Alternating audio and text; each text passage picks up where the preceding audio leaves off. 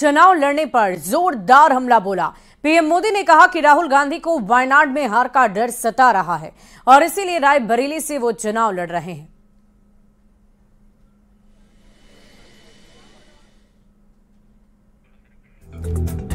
तो प्रधानमंत्री मोदी की तरफ से राहुल गांधी के रायबरेली से चुनाव लड़े जाने को लेकर बड़ा बयान दिया गया है।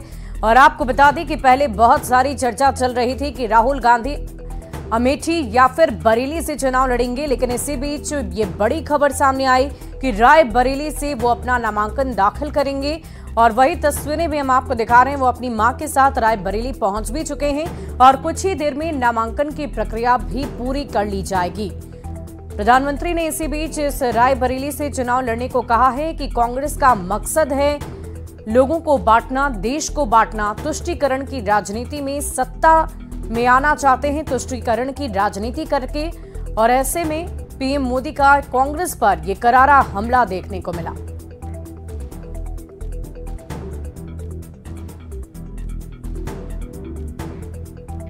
बढ़ते आगे, झारखंड में चौथे चरण से वोटिंग शुरू होगी। 14 सीट के लिए 4 चरण में वोटिंग होनी है और ऐसे में सभी दलों की तैयारियां काफी तेज हो गई है। और इसी बीच प्रधानमंत्री मोदी 2 दिन के झारखंड के दौरे पर आ रहे हैं। पीएम मोदी चाईबासा, पलामू, लोहरदगा में जनसभा को संबोधित करेंगे। पीएम चाईबासा में गीता कोड़ा के लिए प्रचार करेंगे और आज शाम रांची में पीएम का रोड शो है। ये रोड शो 1.5 किलोमीटर लंबा होगा।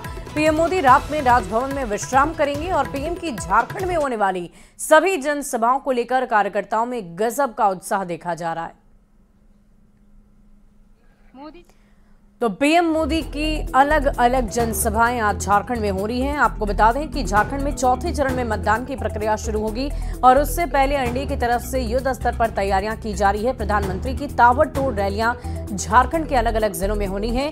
आज सबसे पहले चाईबासा में वो जनसभा करेंगे और चाईबासा में पीएम मोदी गीता कोड़ा के लिए प्रचार प्रसार करेंगे। इसके अलावा 4 मई को पीएम मोदी पलामू में भी रैली करेंगे। साथ ही साथ 4 मई को ही लोहरदगा में भी उनकी जनसभा होगी। पलामू में वीडी राम के लिए प्रधानमंत्री वोट मांगेंगे, वोटों की अपील लोगों से करेंगे। लोहरदगा में समीर उरांव के पक्ष में रैली उनकी तरफ से की जाएगी। यानी कि पूरी तैयारी की जा चुकी है और एनडीए की तरफ से एक भी मौका छोड़ने की कोशिश नहीं हो रही है। और आशा ये की जा रही है कि झारखंड की जनता उन्हें अपना जनाधार जरूर देंगे। बढ़ते अगली खबर की ओर। राजधानी रांची में पीएम मोदी के रोड शो को लेकर तैयारियां मुकम्मल है। सुरक्षा के पुख्ता इंतजाम किए गए हैं।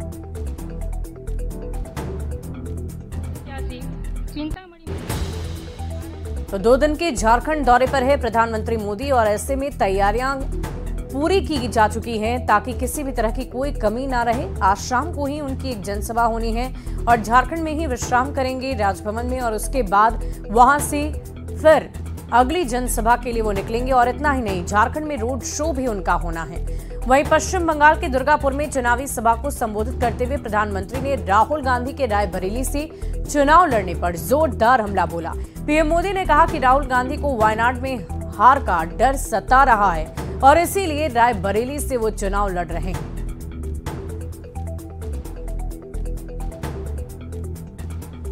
पहले ही बता दिया था कि शाहजादे वायनाड में हारने वाले हैं और हार के डर से जैसे ही वायनाड में मतदान समाप्त होगा वो दूसरी सीट खोजने लग जाएंगे।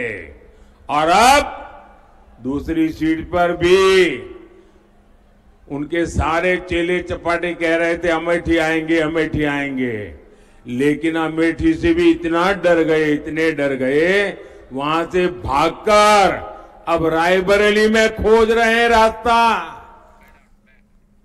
वहीं शिवहर में छठे चरण में चुनाव होने हैं, जिसको लेकर लोगों में गजब का उत्साह है। 2 महिला उम्मीदवारों के बीच यहां पर टक्कर होनी है। लोगों से बातचीत की है संवाददाता राकेश रंजन ने।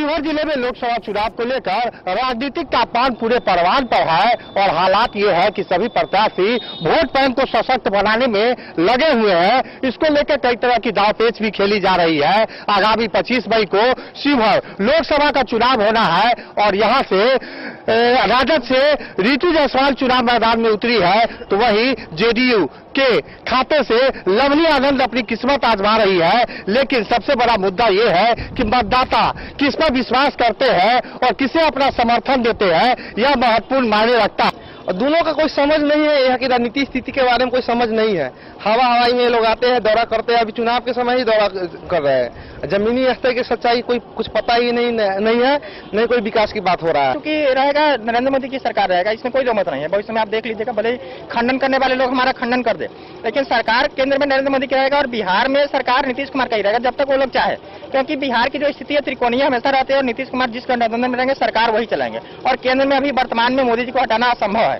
तो इस उद्देश्य को देखते हुए अगर शिवहर को कोई बेहतर लाभ पहुंचा सकता है तो वो एक लौता जो कैंडिडेट है लवली आनंद जी वही पहुंचा सकते हैं। काम होना ही चाहिए, जितना होना चाहिए उतना नहीं है, लेकिन वह काम भी नीतीश कुमार ही कर पाएंगे। अभी तक तो कोई मुख्यमंत्री इतना काम किया नहीं है।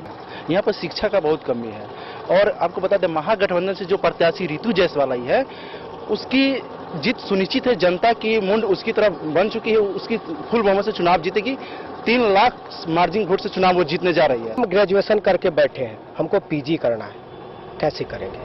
बात इस पे होनी चाहिए। हर बार चुनाव के वक्त बड़े बड़े चैनल आते हैं, बड़े बड़े लोग आते हैं और 2 खेल में बट के चले जाते हैं। पार्टी स्तर की बात करते हैं, लेकिन शिवहर का लोकल मुद्दा अस्पताल है तो रेफलर बन के रखा हुआ है। आप जाएंगे, अगर माथा फूट गया आपका थोड़ा सा, अगर ज्यादा ब्लड हो रहा है तो आपको यहाँ से रेफर कर दिया जाएगा। पूरा परिवार आपका मतलब डेरा जाएगा और सिर्फ वहाँ पर टेचअप करके फिर आ जाइए। आपको टेचअप कराने के लिए जाना पड़ता है मुजफ्फरपुर। आपके माध्यम से हमारी बात सरकार तक पहुंचे और यहाँ की समस्या का समाधान हो, तब जाकर निश्चित रूप से शिवहर भी जो दावा किया जाता है कि देश और राज्य का विकास हो रहा है उसमें एक कदम शिवहर का भी बढ़े। तो 15 साल से जो एमपी महोदया रही है कुछ विकास नहीं हुआ है।